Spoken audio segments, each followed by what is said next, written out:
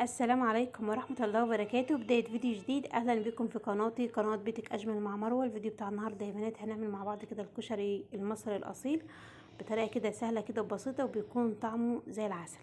اول حاجة كده عملتها يا بنات، جبت كده حلة، حطيت فيها مية، حطيت فيها شوية من الملح وشوية من الزيت، وهسيب المية بتاعتي لحد ما تغلي عشان هسوي فيها المكرونة او هسلق فيها المكرونة. جبت هنا كده حلة تانية، قلت إيه عشان كده كله يستوي مع بعضيه. جبت كده حلة تانية، حطيت فيها شوية من الزيت ونزلت كده بشوية من الشعرية. هعمل في الحلة ديت رز بشعرية. انا غاسلة حوالي كيلو الا ربع من الرز، غسلاهم. وهنا كده حطيت في الحلة بتاعتي حوالي يعني قولوا ربع كيلو من الشعرية. يعني يبقى كيلو الا ربع رز عليه ربع كيلو من الشعرية. بحمر كده الشعريه لحد ما تاخد اللون الذهبي اللي انا عايزاه، وبعدين هنزل بكميه الرز اللي انا غسلاها. بس طبعا الشعريه لازم ايدك تكون فيها كده على طول، عشان خاطر ما فيش واحده تتحرج، واحده تبقى فاتحه وواحده تبقى غامقه، لا عشان عايزه لون الشعريه كله يبقى لون واحد. بصوا زي ما انتم ما شايفين كده اخدت اللون اللي انا عايزاه. بعد كده جبت كميه الرز اللي انا غسلتها، وهبدا كده اغلب كله في بعضيه كده لحد ما الرز بتاعه ما يتحمر كده وكده ويخربش كده في الحله بتاعتي. يعمل صوت يعني في الحله كده، عشان خاطر يبقى الرز بتاعي كده اتحمر كويس. عشان لما احط الميه اللي انا هزود بها الرز بتاعي متعجنش، يكون الرز بتاعي مفلفل ويكون حلو معايا. حمرت كده الرز بتاعي كويس، وبعد كده ضفت له كده الملح، وهبدا كده ازوده الميه. انا هنا يا بنات كنت حاطه كنكه فيها ميه اللي انا هزود بها الرز. بس الميه الكنكه لسه ما كانش لسه غليت، فانا عايزه ازود الرز بتاعي. فرحت اخدت من الميه اللي انا حطاها في الحله اللي انا لسه هسلق فيها المكرونه يعني. قلت ازود منها الرز، وبعد كده المكرونه يعني كده كده ما بتاخدش وقت. بصوا بقيت اخد منها كده وازود الرز بتاعي. وبعد كده زودت الميه دي تاني اللي هي بتاعه سلق المكرونه، وسبتها لحد ما غلت تاني، وبعد كده نزلت بيها بكميه المكرونه اللي معايا. بصوا اخدت الميه اللي في الكنكه حطيتها في الحله على طول. قلت كده هي مع نفسها كده تغلي كله مع بعضيه. بعد كده طبعا بعد ما تغلي هنزل بكده بكميه المكرونه اللي معايا. انا معايا 3 انواع من المكرونه. مكرونه اسباجيتي، ومكرونه كوع، ومكرونه رفيعه خالص. بصوا ديت مكرونه كوع ونزلت بالمكرونه الرفيعه خالص الاول، وعلى المكرونه الكوع في نفس الوقت. واديهم كده تقليبه كده عشان ما يمسكوش في بعضهم في الحله، واسيبهم يغلوا مثلا لمده مثلا 3 دقايق كده، وبعدين انزل بالمكرونه الاسباجيتي. متنزليش بالمكرونه الاسباجيتي على طول مع الانواع مع اي نوع مكرونه تاني، عشان المكرونه الاسباجيتي ما بتاخدش ثواني كده وبتوصل لو هي استوت. فاحنا لو حطيناها مع الانواع التانية هي هتستوي الاول، والانواع التانية هتبقى لسه نية، فهتبقى مش حلوة. فسيبها كده، سيبوا دول كده يغلوا الاول، وبعد كده ننزل بالاسباجيتي في الاخر. بس كده طبعا نزلت كده بالمكرونه ودي تقليبه طبعا، وانا حاطه الملح وحاطه كده شويه ملح وشويه زيت كده في الحله مع الميه، عشان خاطر طبعا المكرونه متلزقش في بعضيها.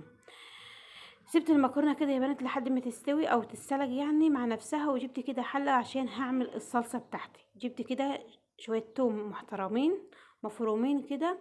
حطيت في الحله بتاعتي شويه من الزيت، ونزلت كده بشويه التوم اللي معايا المفرومين، وبدات ان انا احمر فيهم. طبعا بعد ما التومه اتحمرت واخدت اللون الحلو اللي انتوا شايفينه ده، ورحت نزلت بشويه من الكزبره الناشفه، واديهم كده تقليبه، وبعدين انزل كده بشويه من الخل. بعد ما بنزل شويه احط شويه خل كده حوالي مثلا نص كوبايه شاي بخل، واغطي كده الحله.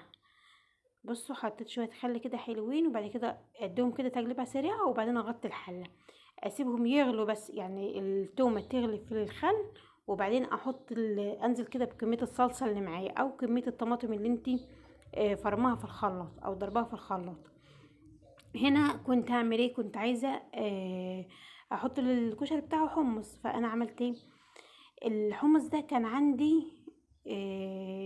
كنت جايبه من اسبوع كده، كنت عامله حمص. قلت هعمل حمص شام يعني وكده. فكنت ناجعه كميه حمص كبيره.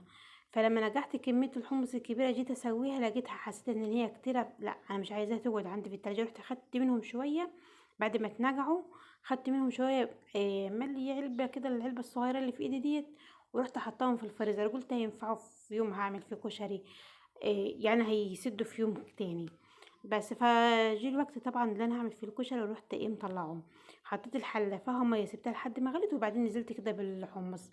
الحمص زي ما هو طلعته من الفريزر، جلب زي ما هو كده، نزلت بيه في الميه على طول. واسيبه كده لحد ما ايه ما يسلك كده في الميه. مش هضيف له اي حاجه غير هي شويه من الملح طبعا قبل ما اطفي عليه. خلاص كده يا بنات. طبعا الحمص هو مش هياخد معايا اي وقت، عشان خاطر انا كنت ناجعاه يعني ليله بحالها. المهم هنا كده عملت ايه، التومه بتاعتي مع الخل غلت، فرحت عملت ايه، طلعت كده شويه صلصه، كيسين من الصلصه، عشان انا هعمل يعني عامله كشري كتير، فانا عايزه صلصه كتيره. فرحت مطلعه كيسين من الصلصه، ونزلت بيهم كده على طول في الحله بتاعتي، هما لسه بالتلج بتاعهم يعني جوالب كده. ورحت نزلت بيهم فين في التومه والخل، واسيبهم كده. طبعا ظبطت الملح بتاعهم، وحطيت لهم مكعب من المرقه، وغطيت عليهم، واسيبهم كده لحد ما الصلصه بتاعتي تتسبك معايا وتكون حلوه معايا. طبعا احنا هنشوفها مع بعضنا في اخر الفيديو.